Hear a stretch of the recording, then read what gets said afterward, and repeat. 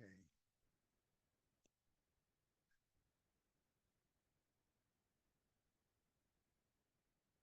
I am reminding everyone that as of this week, if you are using Art Scroll, you will need to go to a new volume.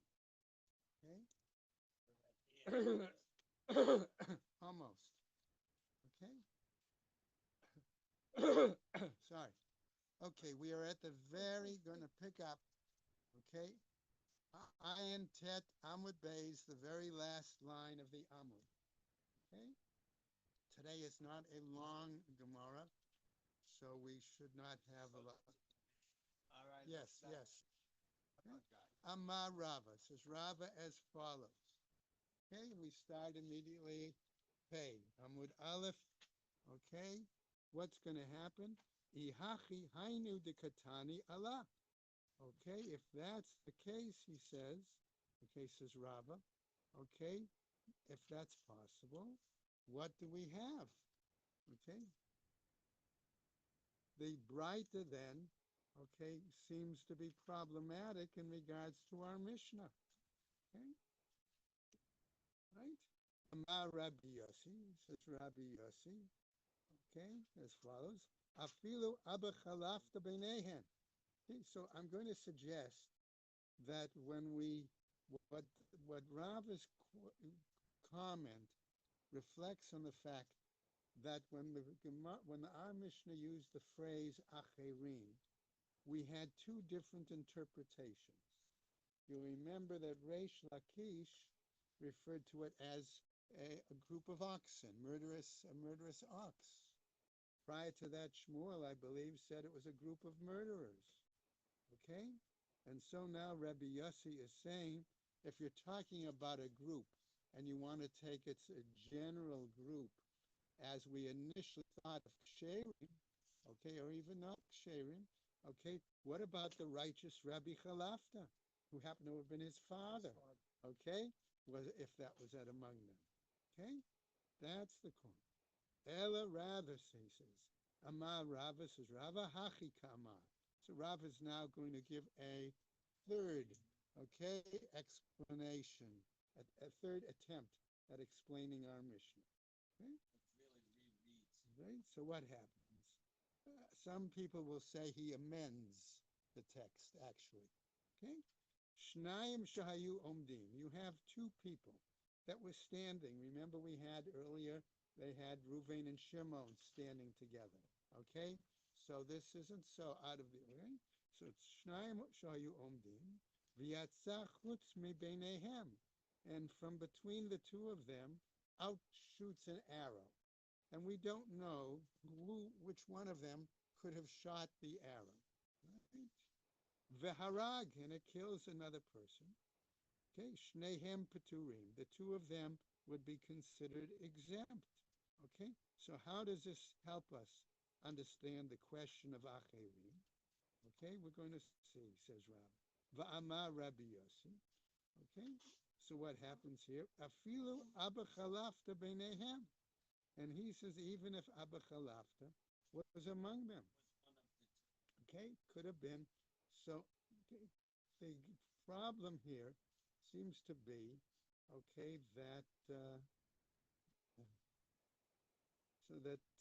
so what as we go on, for sure shenigmar dino shenitare b'shvarim acherim. So he now seems to focus on what was Reish Lakish's explanation and saying the ox, okay, in this situation, the sentencing had not been completed, okay, right, and that got mixed in with other oxen, okay, if that's the case, ma'alya, right, and other valid, good oxen, solkinotan, that we stone all of them. Now, Rabbi Yehuda Omer, whereas Rabbi Yehuda says, instead of that, Konsino tan lekipa, that we gather them all in a cell, in a group. Okay? So Rabbi Yehuda's statement, okay, treats the text of the Mishnah with a problem as to the question of, who is innocent, who is guilty, things like that. Okay, okay, that's the problem. So what happens? This is the Gemara, the Vahatanya. But haven't we been taught? So if you're saying that even if you were to take Rabbi Yehuda's opinion, that we put all these oxen in a pen, we don't stone them, but we feed them the barley in the belly situation, so or we starve them one way or another. Okay, that's the problematic. Vahatanya, says the Gemara. But haven't we learned elsewhere in a Braita? Para shehemita, okay, v'achar kach yalda. If a cow killed an individual, a person, and afterwards it became pregnant and gave birth. Okay, we'll get to it. We'll get to it, Michael. Hold on. Okay, im ad shelo nigmar dina yalda. If it was, okay, before the sentencing that the animal became pregnant, okay, velda, okay, yeah, gave birth, I'm sorry. But what about the status of the progeny of the animal? Valada mutar. Then the progeny of that animal would be viable and usable for, let's say, a korban. Okay? If once the sentence had been rendered, okay, yelda, then it gave birth, vlada asur. Then its progeny is forbidden. Okay? All right? One cannot use it for a korban or really anything else that one might derive benefit. Nitarev ba'acherim, if that animal got mixed up with others, right? Va'acherim ba'acherim, and others, and all of these got mixed up further with others. Konsin otan lakipa. Then we put them into a holding pen or cell or whatever, okay, and they're going to die of starvation. Now, so that is his whole geschichte. Yes. Aren't we worried about a hefsek, though the people, it doesn't seem reasonable that we kill all the animals, or we put them all in the cell. Because Aser Bahano is never babato. Even Sveke, even Be'ela. So there's nothing you can do with it. You have a situation where these animals are not going to be usable, right? You can't use them for food. You can't use them for kodesh. Right, you can't use them whatsoever. So what are you going to do? It's a bigger loss if you have to feed them than if you let them die. Right? Because you're spending money on food. So what happens, is the Gemara? We said, Nitarei ba'achirim konsinet kippah. Okay, so now we get to Rabbi Eliezer Rabbi Shimon. Acherim are not sentenced or anything, right? No, the point. So the question is, acherim here, so he's leaning, I'm going to say leaning in parenthesis, on the Reish Lakish view that it didn't have to do with mixed in with other human beings, other kinds of murderers, okay, but it's mixed in with other animals. That's his point. What he's saying is, I have this cow or this calf that's Aser Bahano, and it's with 10 other calves. And then for some reason, those 10 calves get dispersed.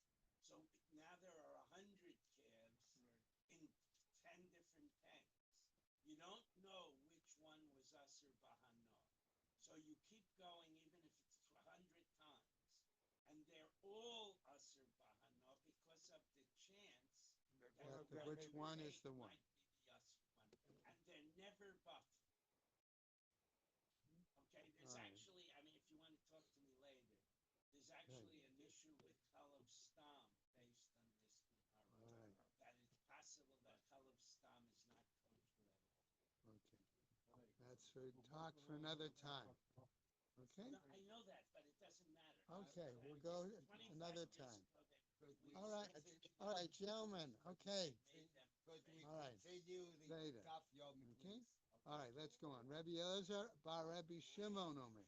So now we're going to get a challenge to the Bright's first ruling. Okay?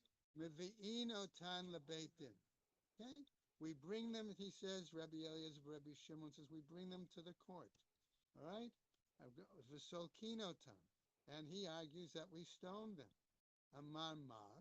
However, now this new challenge. So we see there's a difference of opinion. What do you do, okay, with these animals? So the Mishnah comes, the Gemara comes back. It says, wait a second. Well, we have a challenge to the Braita. Okay, again. Amar mar. Im ad shalo nigmar dina yelda. If you're saying, okay, that before the rendering of the sentence, the animal gave birth, vlada muteret, and you're implying from the Braita that the progeny would be permissible, the afalgav dechi nagcha havit me'abra, and despite the fact that when the animal gored someone, it was already pregnant, v'hama rava, did not the same Rava who gave us this long geschichte just now, okay, didn't he say in that situation, Vlad hanogachat asur, okay, that if there was an embryo in the animal and it gored somebody, that embryo, okay, or progeny would be forbidden. Hui vlada nagcho, because it's as if the progeny itself also was involved in the goring. Okay, we're going to get to that spelled out in a moment. In a moment, Vlad. Okay, ha nearby. You'll see in a second. Hold on. Vlad hanirbat asur. The same way we also say, okay, that if there's a situation that one sodomized the the animal, okay, it's forbidden. Why? Okay, he vladanibao. Why? Because it would be implied that if you sodomize the animal, it's almost the same as sodomizing the progeny of the animal. Why, we're going to get to the famous statement in just a second to answer your question, Chaim. Okay? Because the statement is so significant, it has ramifications elsewhere. Ema, and therefore I would say, im ad shelo nigmar dina ibra.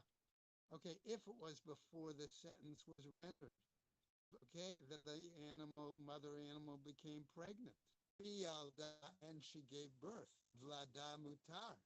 Okay, then we say the progeny is permitted. Imisha nigmar dina ibra. If it was once the sentence was rendered, by the way, it meant permitted as an offering, as a sacrifice.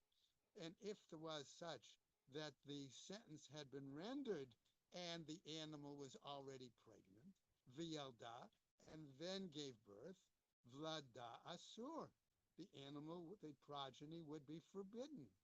Ha nechelaman amar zev v'zeh. That's understandable if we say a concept where we're talking, okay, we have this permitted thing and this forbidden thing. Okay? Okay. I'm not sure. Bull and the cow. Okay, well, we'll see. Okay? All right? We'll see. Zev is Goraim, that this one is permitted and this one is forbidden. Okay? It might be. It might be the ox, the male and female of the animal. It might. Asur. It's okay, then they would say it's forbidden. Okay? All right, why? Ella, rather, we go to the top of the new Amud.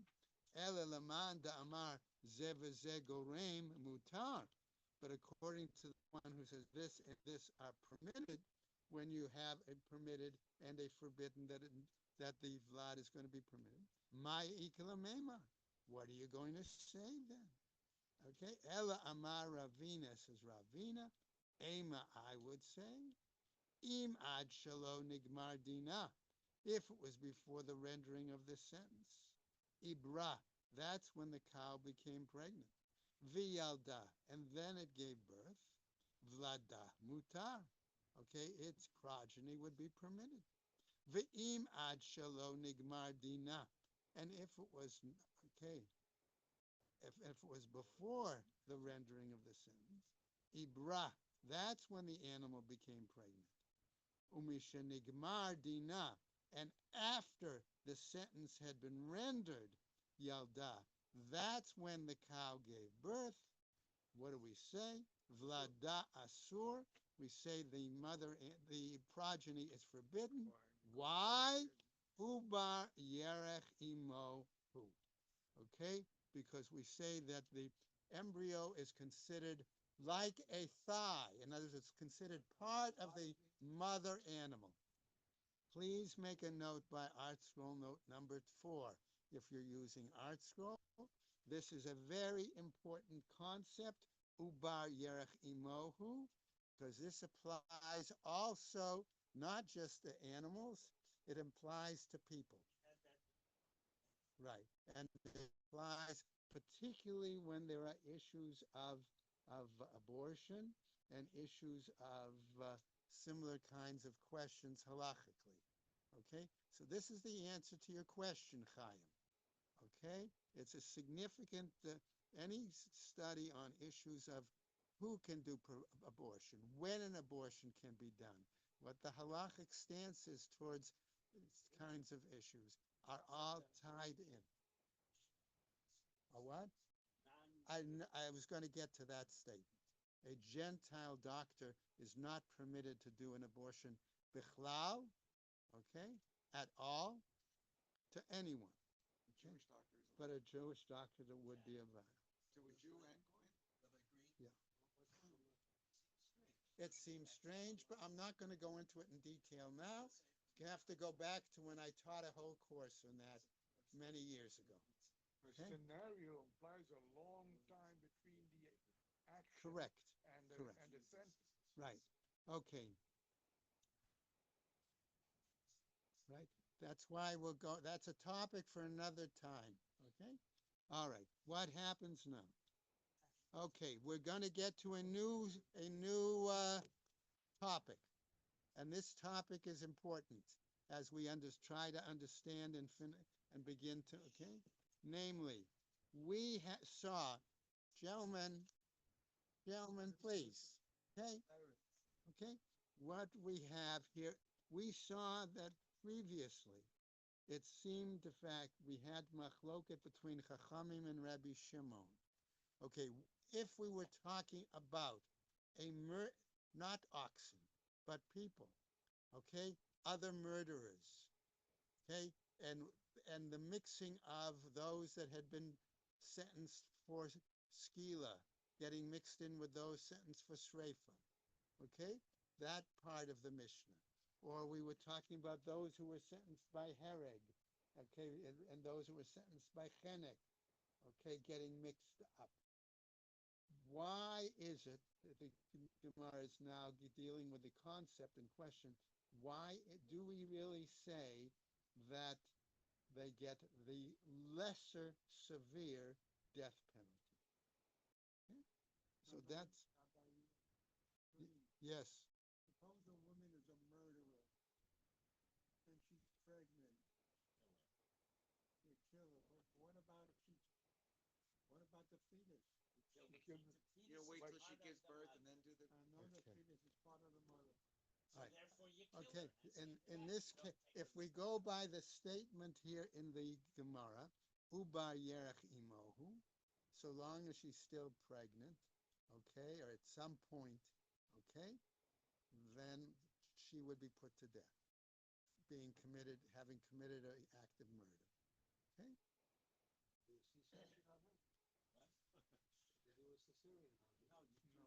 You don't. You don't wait till the baby. No. So What? So the fetus it's part of the mother. It's part of the mother. That's the Okay? Another time we'll get into that question, by the way, comes up more significantly in issues of sota. Okay? Which is, again, a topic for another time. Okay? When you come back. All right? When I come back, yeah. Okay. All right. So what happens? Our Gemara comes back and cites part of the Mishnah, Kol chayvei mitot. Okay? We're talking about situations where they're warned for about as to whether or not if somebody is warned for a more severe penalty and are only questionably subject to a less severe penalty. Shmamina, we learn from this, mutra ledavar chamor, it would seem to appear then, okay, if our Mishnah was correct, that you give the person the less severe death penalty, that were you to warn them for a more severe penalty, okay, have mutra ledavar kal. It would be equivalent to warning them for a less severe penalty. Amar Rabbi Yirmiyah, says Rabbi Yirmiyah, Hacha b'mayaskinen. Here, what are we dealing with? Kagon shehetru bo stam. What about the situation, asks Rabbi Yirmiyah, if they generally simply gave a warning, a broad general warning? Don't kill so-and-so. Or the Bezdin. Okay, all right? They may say that, okay? They may say that, but remember what we're saying here is that even if they say, don't kill so-and-so or the Beis Din will kill you, they do not spell out the particular death sentence. Okay? So what happens? Kashkon she'atru bostam, v'hai tanahu. And that's similar to the Tanya, who teaches as follows, Ushar chayve mita b'Torah, regarding the other kinds of death penalties that are identified clearly by the Torah, with the exception of a masit, for example. Okay, what happens? Ein memitin otan ela be'edah. We do not put them to death except with a court of 23. Ve'edim, and witnesses, ve'hatra'ah, and appropriate warning. Now, what happens? Va'ad sheyodi'uhu shehu chayav mitat beit din. Now the Gemara tells us, and also when they warn, they must say, realize that if you kill that person, you will be put to death by the court. Okay, now it says, Rebbe Yehuda Omer. Not only that, but Rebbe Yehuda adds and tells us, Ad sheyodi'uhu be'eza mitahu nehara, until they include specifically the death penalty sentence. Okay, which implies, does a general warning sufficient, or is a stringent warning includes a less stringent? If it's going to include the fact that you're going to say that to the person, you kill that person, the Beis Din is going to give you X, okay, kind of punishment. And then does that mean, since you warned for the more severe, it'll cover for a less severe penalty? Okay? Tanakama yalif mimikoshesh. Tanakama learns this from the example of the example with Mikoshesh Eitzim. Okay, all right. So there was only a general, right? Why? Because we saw earlier in the Gemara what was the basis for the hatra'ah of the Mikoshesh, Mechalaleha Mot Yumat, regarding Shabbat. Okay? That's a general one. Okay? They didn't know what the specific punishment was. That was the point the Gemara raised. Okay? The Rebbe Yehuda Omer, but Rebbe Yehuda says, Mikoshesh hora'at sha'ahaita. Now, in that situation, that was an ad hoc kind of situation, because even though you had a general warning, they had to hold till Moshe found out what would be the particular thing. Okay? All right, let's go on now. Now we come back to our Mishnah and the earlier interpretation of what Acherim was, which says that the murderer got mixed in with others who would be punished by stoning or by burning. Okay? So what happens? Haniskalin benisrafin. All right? So what happens? Matnele Rabbi Yecheskel the Rabbi Beret. So Rabbi Yecheskel is teaching his son this particular Mishnah. Okay? And it happens that he's teaching perhaps one son, and the other son overhears the method that his father is teaching. And we're going to see in a moment that I'm going to call one the younger son and the oldest son, because I'm assuming only the oldest son would have the chutzpah to interfere here. Okay? Okay? In any case, so what happens? We're going to see the following. No, because if you look at the topic, the title given the oldest son. Okay? Matni le Rav Yecheskel Rami Beret. Rami has no title here. Okay? So that's why I'm calling him the younger son. What happens? He tells him as follows. Hanisrafin beniskalim. If we're talking about those who were assigned a sentence of burning among those who were assigned a sentence of stoning. Rabbi Shimon Omer, says Rabbi Shimon, Yidonu b'skila. They would be judged and all get the punishment of stoning. Why? Because Rabbi Shimon held, like we learned way at the beginning, shehasreifa chamura. Because shreifa, according to Rabbi Shimon, is the top of the list, the most severe.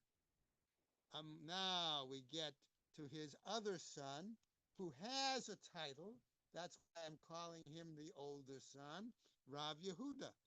And he says, hold on, Dad. Abba, lo titnaye hachi. Don't teach it that way. So the father has a lot more patience than this wise guy's son. And he says, the famous Rav Yehuda, right? well, but that's because he's famous doesn't mean he doesn't have chutzpah to talk to his father that way. Okay? Right. Okay. No, he's Okay. also My area. Ben Okay. Okay. All right. So my area hamura. On what basis do we say that the sreifa, like Rabbi Shimon, is the most stringent? Okay? Tepukle, deruba niskali minu. No, you could determine that we base it on the concept of ruba, the concept of majority, and that the majority of them had been condemned by stoning. Okay, right? So that's the point. We're not basing it on what the particular sentence was. It was basing on ruv. Okay. Elahechi at night.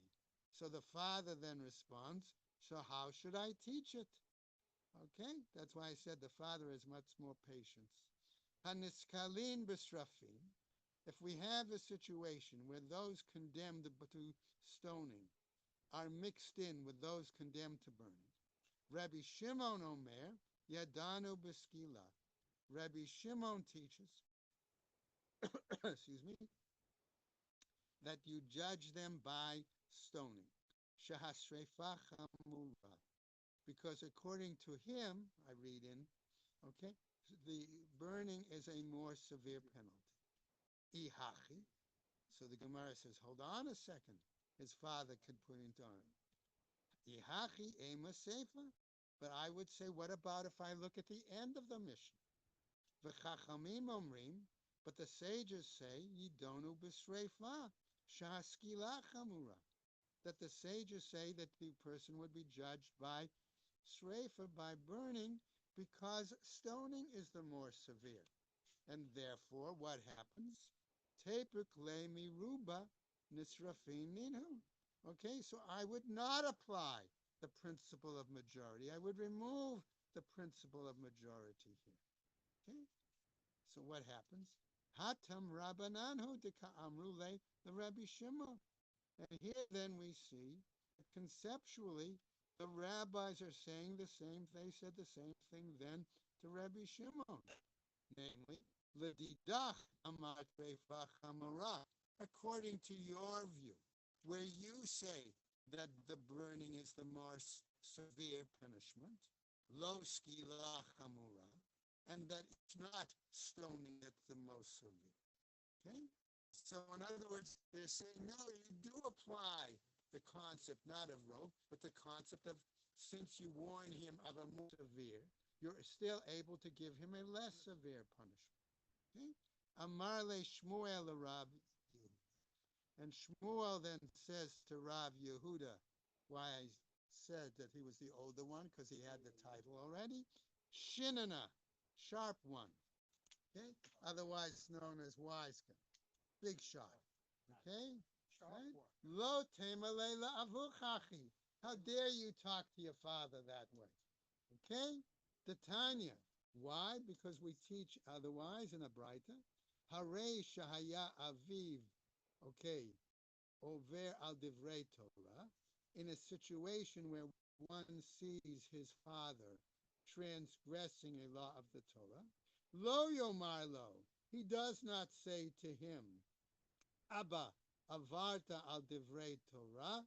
Father, you just transgressed a law of the Torah. Ella, rather, omerlo, you say to him, Abba, kach kativ Torah. If this is this how it's written in the Torah, then well, so hainu hach. But even phrasing it that way, says the Gemara, the result is the same thing. You're still showing chutzpah to your father. Okay? Ella, rather, Omer lo, we say to him, he should say to him, Abba mikra katuv b'Torah kachu. This is the way it's written in the Torah. Okay? And this is what it says. And we'll stop at the matnita right here. Okay? You're going to be here Sunday, right? Michael's going to give the shir on Michael, Sunday. he does it the nice way. Ephraim is going to give the shir on Shabbos. Michael's going to give Sunday and Monday. This week. Are you here Sunday? I may. I don't know yet. Monday morning, 8 o'clock. Okay, they're picking us up. What? Flight is at 8 o'clock? No, we're getting picked up at 8 Oh, o'clock. okay, I was going to say. Safe travel, safe travel. Hello, I hope. Hello, of course.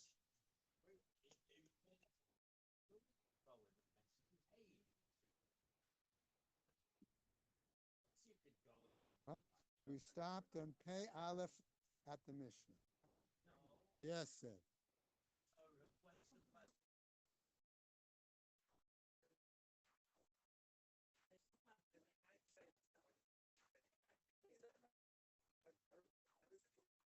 Probably it may depend on how far along she is in the pregnancy.